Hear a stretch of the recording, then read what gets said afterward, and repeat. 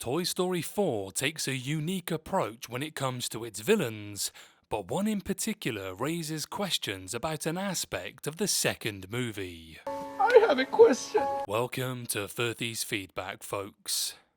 So, an unsettling Toy Story 4 antagonist raises questions about an often forgotten character from Toy Story 2. What it means to be a toy has shifted slightly due to recent installments in the Toy Story timeline. As such, there's a specific figure in the series' first sequel whose very nature is called into question when the matter at the time was pretty clear cut. Despite the release dates of the second and fourth Toy Story movies being separated by 2 decades, one of the bad guys from 2019's entry into the franchise retroactively changes a scene in Toy Story 2. By the end of the first Toy Story movie, the universe of Pixar's first film franchise had obeyed the same set of rules.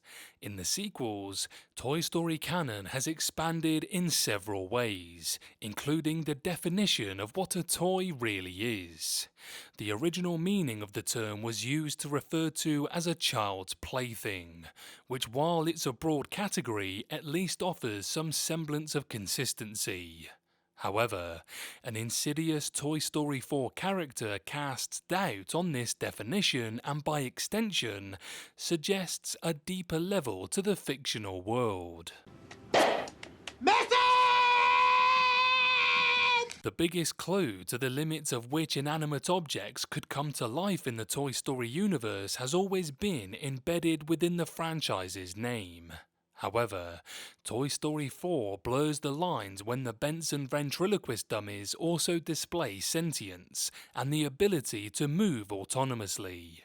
What's interesting about this revelation is that the Bensons aren't toys. If anything, the dummies are performative tools not designed to be used or played with by young children.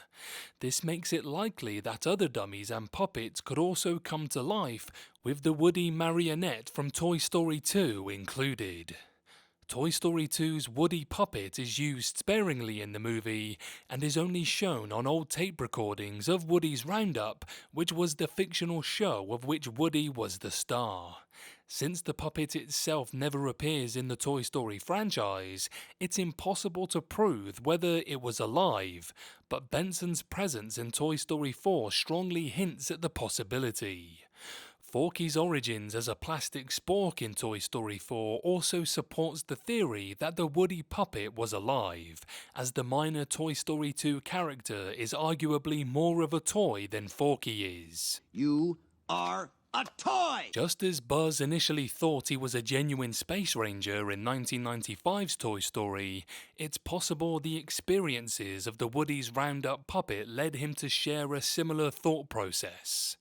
If the marionette was used to create the world of Woody's Roundup, then he may very well have believed he was the real Sheriff Woody rather than a fictional character.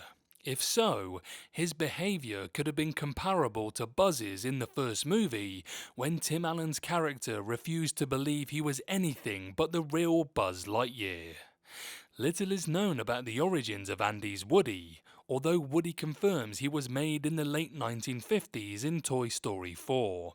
It's only confirmed that he's highly collectible and was desired by a toy museum in Tokyo.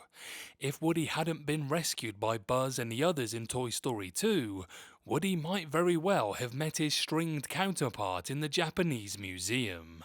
Should that have happened, Andy's Woody would have had to go through a much more existential version of what he'd already endured with Buzz in the first Toy Story movie. The Woody's Roundup puppet appearing in Toy Story 2 beyond his actual role would have been a mistake for a few different reasons. Firstly, the franchise at the time had clear rules on what constituted a toy. Having the puppet as a bigger part of the story would have forced Pixar to address whether it would come to life, and if not, why this wasn't the case. The franchise was also still fairly new, so making encounters like this too meta could have alienated the audience. In addition to the continuity issues the puppet's presence could have caused, it would have also made Andy's Woody seem less special. A big part of why Woody is so sought after is because of his rarity. If Al already had the Woody marionette from Woody's Roundup, also having Andy's Woody as simply show merchandise would have given Tom Hanks's character an easier decision to make regarding whether to leave the others and return home. So while the dummy in Toy Story 4 teases an extension to franchise canon, Toy Story 2 got the balance right the first time around. Do it, sucker. Right, goddammit.